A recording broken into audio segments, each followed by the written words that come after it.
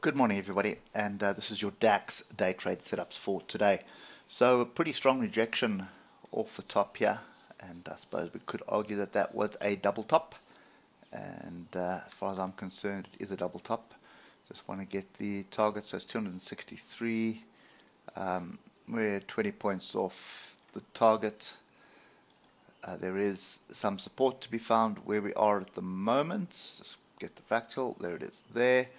And then just below it is another area of support. Look at the oscillators, they are separating. And remember, when they start separating like this, is typically a signal that there's a bigger move coming. And then the next thing you need to bear in mind is get your Fibonacci out, because we're in a Fibonacci zone, being the 61.8 right here. So that basically is, let me just get rid of this, and no, I don't want to get rid of that. We want to get rid of that. Okay, so look at this, look at the logic here. We've broken higher, we've broken through some previous highs, 1, 2, 3 previous highs, hit resistance, come back. We're in a downward trend, granted. We have divergence forming here. It's not quite confirmed yet, but there you can see is a low. And now we're starting to drop below this low at the moment. Not quite there yet, but definitely forming. We're at a Fibonacci retracement. We had a strong move up. V reversals are rare in the market. So in other words, it's very rare for price to hit the bottom and then just shoot straight up. There's often a second or sometimes even a third attempt to get lower. And it's when those start failing that you can start looking at potential reversals. So we are in a downward trend. We've had a strong move up. We've had a sort of a bearish double top pattern. It's been broken and tested, and we should come into the zone. We're already in the zone, which is kind of the target area. So if we start finding support here, logic is going to say we're looking for another attempt at this high. If we get through the high, then you have a measured move in play to the upside, which would be basically, so this kind of scenario here. Okay. And I just want to put that level in, because you'll more than likely see some structure to the left. There is a tail, there is a tail, there is a tail, there is a tail, there is a tail. So that is definitely a strong magnet at the moment. Okay, we start dropping below the lows of last, no, not of last week, but yeah, the lows of last week and the week before. Then you can start expecting another move to the downside. But if you just look at the tails here, there were a lot of buys that came in here. So your big question you've got to ask yourself is this just a pullback for another attempt higher, or is there a bit of noise that we're unaware of at the moment, which is going to drive us lower? Lastly, before we get down to the entry points on the lower time frames, you do have a lot of noise coming in on the European markets this week. So there's a lot of data that's coming out which could impact this. So it's not could, it's going to impact the European market as well. So if we've got all that noise in our head, have a look at the 3 hour. 3 hour divergence definitely in play. There's the low, see there, and here is a low. So remember now, divergence, when we're moving down and you have that kind of divergence where you're making lows, but this is making highs, that's always a potential turnaround divergence. This divergence that you see here, where it is low, then lower, and price is higher, it's the inverse of that. That is continuation divergence, which means you have a strong possibility of it moving to the upside. We do have a crossover of the moving averages here, which is bullish. We haven't got the bearish return just yet. So this is all screaming, be careful.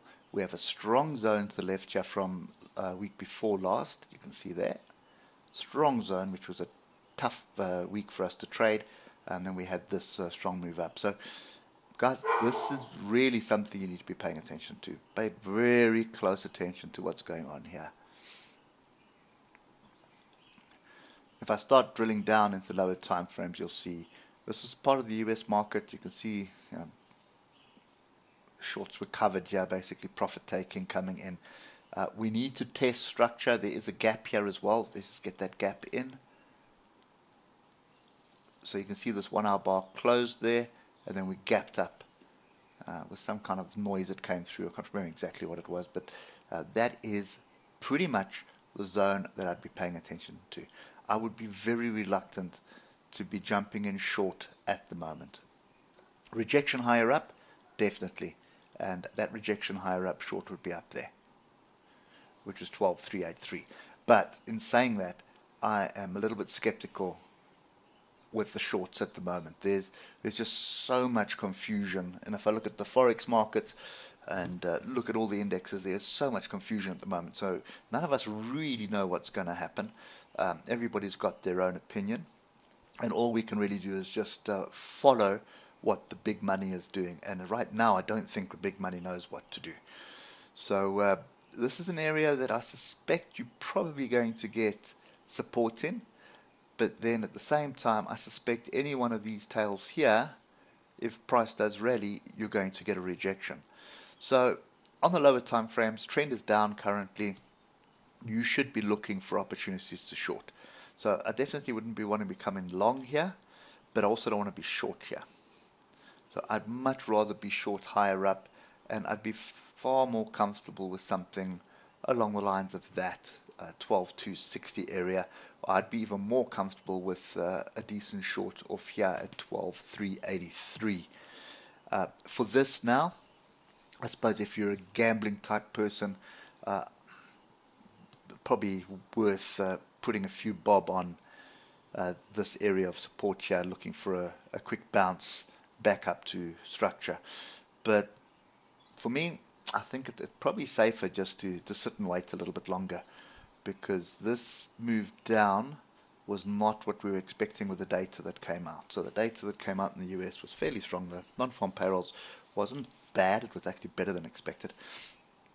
But market reacted in the opposite direction, and the reason for that is you would have people jumping in long when they saw that, and these just stops being triggered, and end of the week looking for some profit taking, all that kind of stuff. So I'd be careful jumping in short, but I'd also be a little bit careful jumping in long. So short higher up, no problems, but there's no reason to be long at the moment, and it doesn't matter which time frame you look at. You're gonna have to wait to see. You can see the 5 minute we're starting to cross over to the upside. So if you are on the 5 minute today, if you've got time for that kind of stuff, look at the gap here. You can see there is a bit of support here. So if you see price action here, you can probably pick up a trade with like 30, 40 points stop loss, and then you're looking for a move down to here at 12,154. You see we didn't quite find support there. If you get through that, then you're definitely looking for a move down to here, 12,126. I don't have time for the 5 minute chart, but for those of you that are sort of trading that kind of time frame, that's probably the best that I would do.